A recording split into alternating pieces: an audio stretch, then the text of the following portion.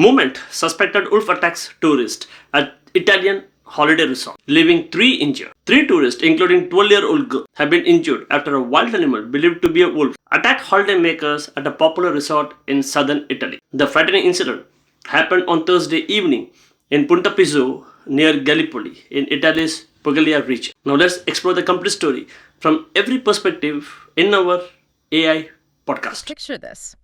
A 52-year-old mother and her 12-year-old daughter are just, enjoying a warm Thursday evening. Right. This is down in Italy's southern Puglia region at a holiday resort in Punta Pizzo. Okay, yeah.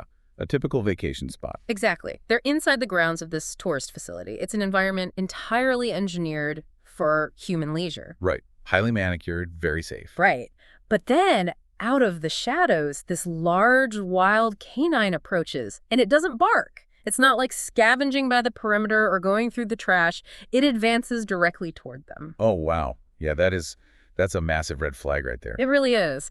And today, we are doing a deep dive into our sources surrounding this incredibly unusual and, escalating string of wild animal attacks across Italy. Yeah, it's definitely escalating. It is. We want to move past just the sensational viral footage of this stuff and really decode the biological and ecological mechanisms driving this strange behavior. Because it's not just a freak occurrence. Right. We need to analyze what actually happens when an expanding modern tourism industry just collides with a recovering apex predator population. And I think the contrast between the setting and the event is what makes this specific case so critical to analyze. Yeah.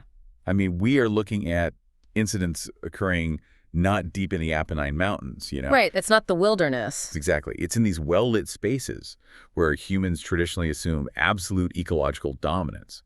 So our objective with this deep dive is to look at the forensic evidence, the government response, and the behavioral science to figure out why that boundary is suddenly deteriorating. Okay, let's unpack this Punta Pizzo incident because it's kind of the catalyst that forced authorities to acknowledge this wasn't just some isolated fluke. Yeah, they couldn't ignore it after this. No, they really couldn't, because according to the regional reports, the situation escalated into an actual physical altercation. Right. A 47-year-old male tourist actually intervened to protect the mother and daughter. And there is wild video footage of this man physically striking the animal. Literally fighting it off. Yeah, kicking and throwing punches just to drive it back. And the animal, it repeatedly moved toward him before it eventually retreated. Which is terrifying. Completely. All 3 victims ended up hospitalized. They had non-life-threatening injuries, thankfully, and were discharged. Okay, that's good. But the detail from the footage that I find just fascinating from a behavioral standpoint happens right at the very beginning. Oh, the dog. Yes. Just moments before the man engages the animal, the mother and daughter are seen handing off their small pet dog to another woman. Wow. And you see this woman carry the small dog away to safety. It's like a scene from a horror movie where that survival instinct just kicks in. Right. And that presence of the domestic dog is a massive variable when you're analyzing the predator's initial motivation. How so? Like, was it not even going for the people? Well, in a lot of human-wildlife encounters, the predator isn't actually targeting the human at all. It's targeting the human's pet. Oh, I see. Yeah, a small domestic dog just registers as an easy, high-calorie, low-risk prey item to a wild canine. That makes sense. But what makes this specific video footage so vital to wildlife specialists isn't just that sequence of events. It's that the video is basically a dense package of forensic data. I mean, I would imagine it's pretty difficult to get real scientific data from, shaky cell phone footage of a chaotic attack. You'd be surprised. What exactly are wildlife biologists extracting from a video like that? Well, they're looking closely at the biomechanics and the morphology of the animal. Okay. So they can analyze its gait, the shape of its ears, the density, and the coloration of its coat. Oh, wow. Yeah. And even its shoulder height relative to the people in the frame. But most crucially, they are mapping its behavioral response to physical trauma. Right, because the guy was hitting it? Exactly. When the man strikes the animal, a standard wild predator, recognizing the high risk of injury, should immediately break contact and flee. Because an injury in the wild is basically a death sentence, right? Exactly. It often means starvation. So the fact that this animal repeatedly advanced, despite being struck, it indicates a heavily modified risk assessment algorithm in its brain. It's just not computing risk the way a wild animal should. Right. It's not acting wild. And that modified behavior ties directly into the primary complication the sources highlight with this investigation. Because, Every media outlet instantly branded this a wolf attack. Of course they did. It makes a great headline. Right. Yet the Italian authorities, specifically the Forestry Carabinieri, have steadfastly refused to officially identify the animal as a wolf. Yeah, they are being very careful. Extremely careful. The news agency ANSA reports that they are leaving the investigation totally open to determine if this is a purebred wild wolf, a wolf-dog hybrid, or just a feral dog. Which is a very important distinction for them. But my immediate reaction to that is, why the hesitation? I mean, if an aggressive canine is attacking children and adults inside a tourist resort, why does the genetic makeup of the animal even matter to the police? Right. A threat is a threat. Right. Well, normally, yes.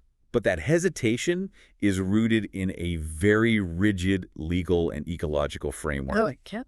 You have to understand, the Forestry Carabinieri isn't just your standard local police department. Who are they? They're actually a specialized branch of the Italian Armed Forces. Oh, wow. I didn't know that. Yeah, and they're dedicated entirely to environmental, forestry, and agricultural protection.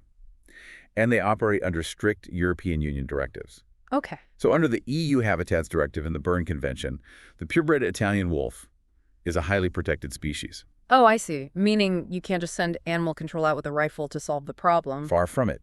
The protocol for capturing, let alone relocating or culling a protected wild wolf, it requires a massive amount of bureaucratic authorization. I bet. Yeah, you need scientific justification, specialized handling. It's a huge ordeal. Right.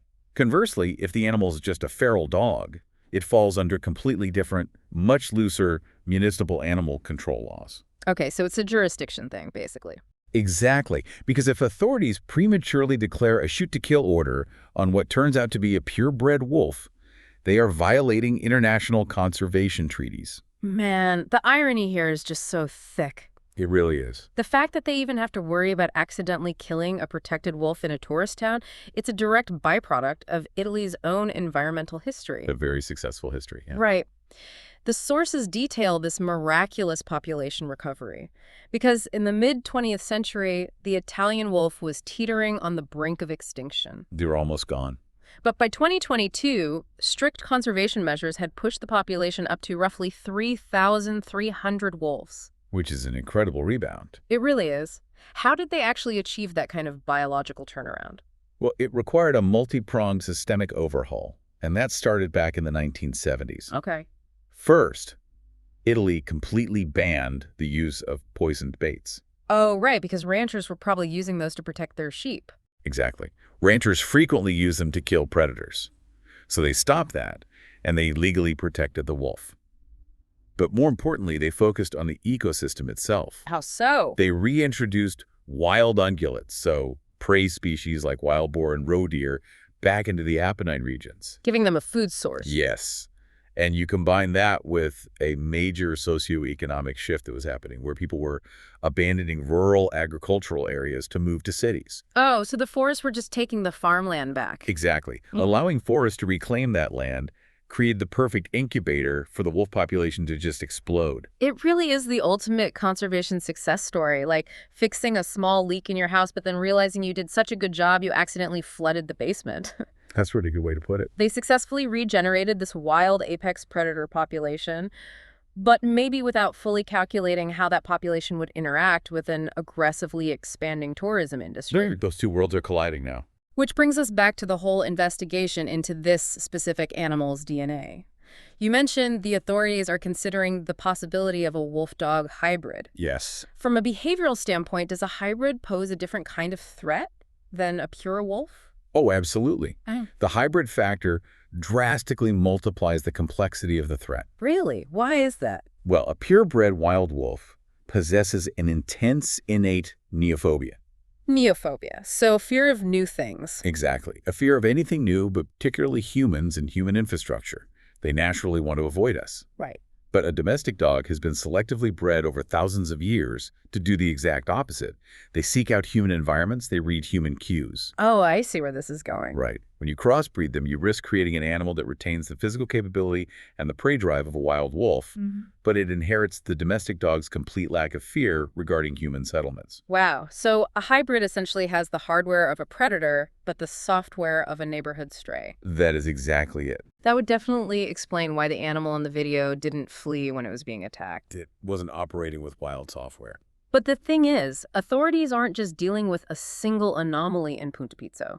When you look at the geographic data in our sources, a highly disturbing regional pattern emerges here. Yeah, the spatial distribution of these incidents is really what elevated this from a weird local news story to a full-blown regional crisis. Because the timeline is escalating rapidly and Yeah. across multiple regions. I mean, over 200 kilometers away from the Punta Pizzo attack, authorities are hunting an animal linked to a whole string of incidents around Bari, which is also in the Puglia region. Right. We have an incident on July 9th where a 4-year-old girl was attacked in Valnerina up in the Umbria region. Right, way further north. Then on August 4th, reports of 3 children being attacked. On August 15th, 2 people were severely injured in Noicataro. It just keeps happening. And the domestic pet casualties are mounting too.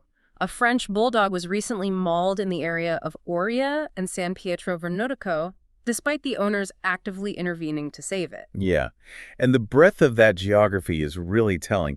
It indicates we are likely not dealing with a single rabid or sick animal. Oh, really? Because a lot of people jump to rabies when an animal acts crazy. Sure, but a disease like rabies causes rapid neurological decline and then death.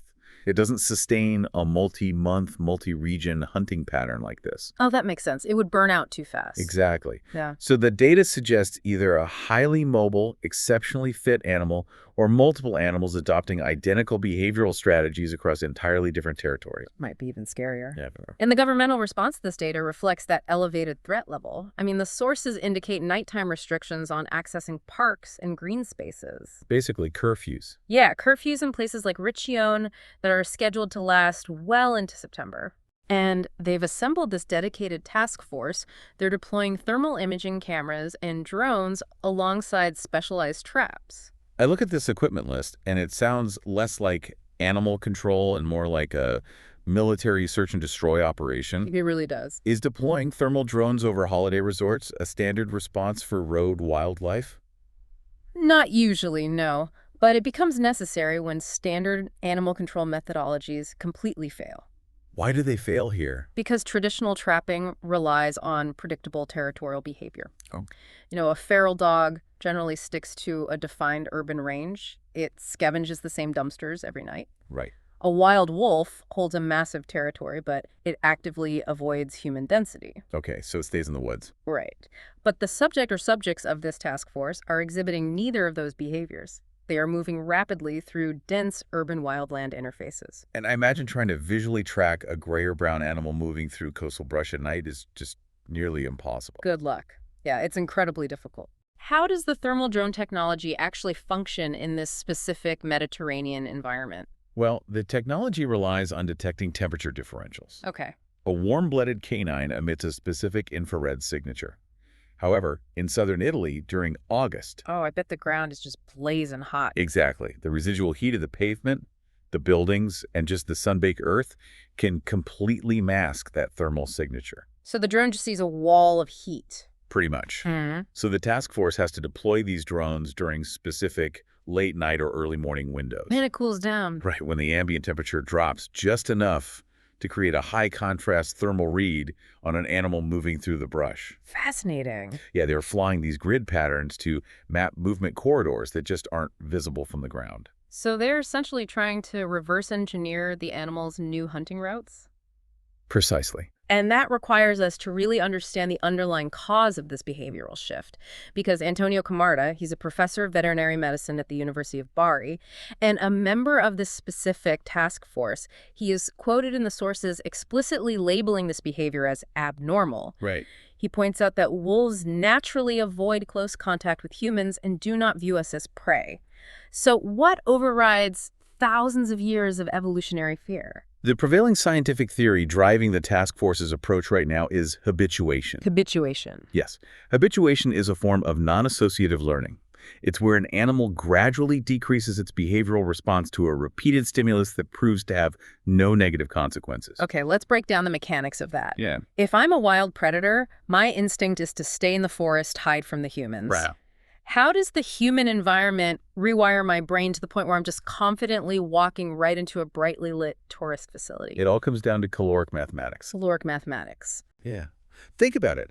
In the wild, hunting a wild boar or a deer, it requires massive energy expenditure, Right. and it carries a really high risk of lethal injury. Uh-huh. A boar fights back. Definitely. Plus, the success rate of a wild hunt is relatively low. Okay, so it's high effort, high risk. Exactly. Now, introduce a human settlement right on the edge of that forest. Okay. That settlement produces unsecured garbage, overflowing waste bins, stray cats, and vulnerable domestic dogs just left out on patios. Oh, I see. So the resort basically becomes an ecological slot machine where the predator hits the jackpot every single time. That is a perfect way to describe it. It requires minimal energy to raid a dumpster or grab a small pet, Yeah. and the caloric reward is just massive. And the slot machine metaphor is highly accurate because it involves intermittent reinforcement. How does that work? Initially, a young, curious, or maybe just desperate canine might approach the edge of a town purely by chance. Okay. It secures a high-calorie meal, and crucially, it does it without being shot at, chased, or harmed in any way. Because nobody is expecting a wolf at the resort. Right. So the human environment, which its brain previously categorized as a threat, is suddenly recategorized as a resource. Wow. And as this cycle repeats, the animal ventures deeper into the human space. It comes earlier in the evening with increasing confidence. The natural fear boundary simply erodes away over time. It's like feeding stray neighborhood cats. You leave a little food out, and soon they are just waiting at your door. Exactly the same mechanism. But if the animal realizes that humans aren't going to harm it, and we happen to live surrounded by easily accessible food, we're essentially training them to view us as loud, harmless roommates. That's the scary part, yeah. But taking that concept of habituation and applying it to the sheer scale of the attacks in Italy presents a staggering problem. Are the experts assuming this is one single, highly habituated super predator traveling vast distances? Or are we looking at a cultural shift within the entire local wolf and hybrid population? See, that is the pivotal question that the DNA testing and drain tracking aim to answer. Because if the forensic evidence links all the bites and sightings to a single, hyper-aggressive individual, Then what? the solution is straightforward. Right. You locate and remove that specific animal, and the immediate crisis ends. Right, problem solved. But if the DNA shows it's multiple different animals across different regions... Then Italy faces a systemic ecological crisis. Wow. Yeah, it would indicate that the sheer density of tourist footprints overlapping with the expanded territories of recovering wild canines has triggered a population-wide behavioral adaptation. So they're all learning it. Exactly. It means packs across the country are independently learning that resorts are viable foraging grounds. And that isn't a problem you can solve by just capturing one animal. It fundamentally challenges how we integrate conservation with the modern economy, doesn't it? It really does. I mean, we celebrate the return of the wolf, we love a conservation win, but we simultaneously expand our luxury resorts, our hiking trails, and our holiday homes right to the edge of the tree line. We want it both ways. Exactly. We demand pristine nature, but we refuse to sacrifice the conveniences that disrupt it. And the conflict is inevitable. You cannot inject thousands of large carnivores into a landscape densely populated by human leisure infrastructure and just expect the two systems to remain segregated. You're going to mix. Wildlife adapts to the most efficient survival strategy available. If we build environments that reward their intrusion, they will intrude. Well, the overarching narrative from our sources today really reveals a situation far more complex than just a simple string of animal attacks. Absolutely. We started by examining that violent encounter at a holiday resort in Punta Pizzo, just a stark violation of the safety we expect from our manicured leisure spaces. Right. We tracked the bureaucratic and legal hurdles facing the forestry carabinieri as they navigate, the rigid protections of European conservation law, trying to distinguish between purebred wolves, dangerous hybrids, and feral dogs. It's a legal minefield. It is. We mapped the geographic escalation from Puglia to Umbria, which necessitated the deployment of military-grade thermal drone technology just to track this threat. Yeah. And ultimately, we unpack the biological mechanics of habituation, exploring how caloric efficiency overrides innate evolutionary fear.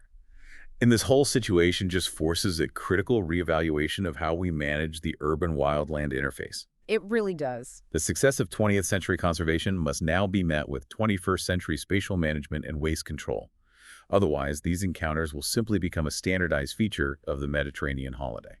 Which leaves us with a final thought for all of you to consider regarding this massive investigative effort that's underway. The authorities and the media remain deeply fixated on the genetic identity of the animal, right? Right, they want that DNA. They are desperate to prove whether it is a wolf, a dog, or a hybrid in order to satisfy all those legal protocols we talked about. But based on the mechanics of habituation we've analyzed today, perhaps the DNA of the animal is ultimately irrelevant. It might not matter at all. Right. If we continue to engineer our vacation destinations as high-calorie, low-risk buffets just overflowing with food waste and unprotected domestic pets, the environment itself will dictate the behavior of whatever species lives nearby. Does it really matter if it's a pure wolf or a stray dog if the human architecture is literally training them to lose their fear? That's a great point. The real threat might not be the specific predator emerging from the woods, but the fundamental design of the resorts we build right on the edge of them. So, next time you book a trip to a nature-adjacent retreat, take a look at the perimeter, look at the waste bins, and ask yourself, are we visiting the wild, or are we just funding a very comfortable... Okay, one question for you. Why would a suspected wolf suddenly attack mother, her 12-year-old daughter, and another tourist at an Italian holiday resort when experts say wild wolves normally avoid humans? Don't forget to comment it. Thanks.